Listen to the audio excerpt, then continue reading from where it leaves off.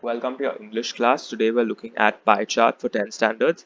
This comes for 3 marks and it is usually asked as the option with the picture composition. When I say option, it means one of the two come. Whichever comes, you will have to write. Okay, so it's best that you learn how to do both. Now, the pie chart is a little more technical than the picture composition because you need to learn some key terms and techniques to interpret the data given to you. Okay, so in the pink box on this slide, you can see the pointers and tips that you have to keep in mind when you're describing a pie chart. Okay, remember, first thing, golden rule for both the pie chart and the picture, it has to be in only 2 paragraphs. Okay, so you cannot write just 1 para, you cannot go beyond 2, you will lose marks. Okay, it is important that you write just 2 paragraphs. Now, what is the division of the 2 paragraphs? The first paragraph is actually about the pie chart. Whatever is given to you in the question, you will have to interpret that data.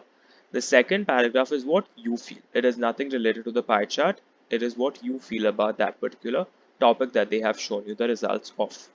Okay, so what words and terms can you use to describe the pie chart in the first paragraph? Look at the bullets there. The given pie chart shows or illustrates or describes the responses or sentiments, okay, something of that sort, and then you will write the question that the respondents had been asked. Okay, and you will also state who the respondents were. Okay, whether it was students, businessmen, teachers, parents. Okay, whatever, it'll be mentioned in the question. Then, how do you talk about the quantities, the numbers?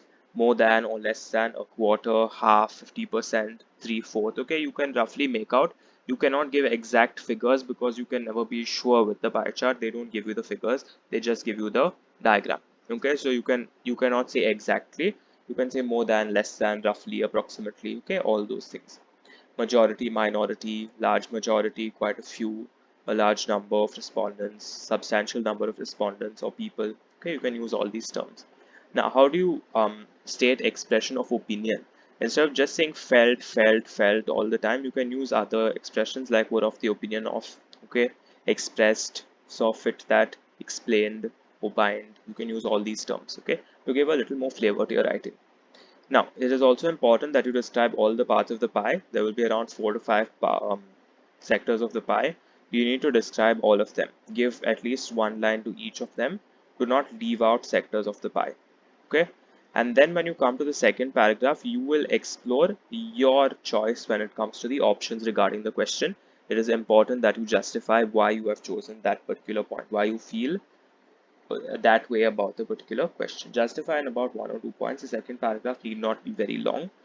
Please make sure that you are dividing your paragraphs correctly. Do not let your opinion color the first paragraph. Your opinion only leave it for the second paragraph. Second paragraph will be shorter than the first. Okay, and what terms can you use to talk about your opinion? I agree with, in my opinion, according to me.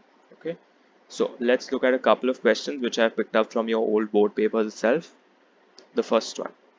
So in the question, you can see it will be given to you. Okay, who were the respondents and what was the question they were asked? Survey was conducted among students in the city of Goa. The question asked was, should personality development programs be introduced in the school syllabus? The results are shown in the pie chart below. Write a summary in 2 paragraphs, adding your comments. Okay, it should be around 80 words in total. Even if it exceeds a little bit, it's not a problem. Okay, so look at the pie chart. You can pause the video here and see what interpretation you would give to this pie chart. Okay, and then you come back and look at the sample solution that's been put on the screen. Okay, you can pause the video here, look at the pie chart, look at the sample solution.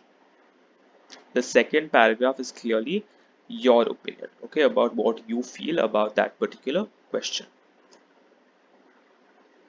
Another sample question here. A survey was conducted among people in Goa and the question asked was, what is the impact of tourism in Goa? The results are shown in the pie chart. Write a summary of the results and your comments in 2 paragraphs. Again, you can see that the figures in the pie chart are not given to you. You're just given the pie. Okay, A, B, C, D corresponds to which options. And you in the main question, you will always be given who are the respondents and what was the question asked to them. Make sure that repeats in the first line of your description. Okay, the first part, as you can see, it is longer than the second. The first, we're only talking about what can actually be seen in the given pie chart, whereas the second is only your opinion and your justifications for the same. Okay, you can pause the video here, go through the 2 samples that have been given to you, and I hope this helps you understand how the pie chart is to be described. Thank you.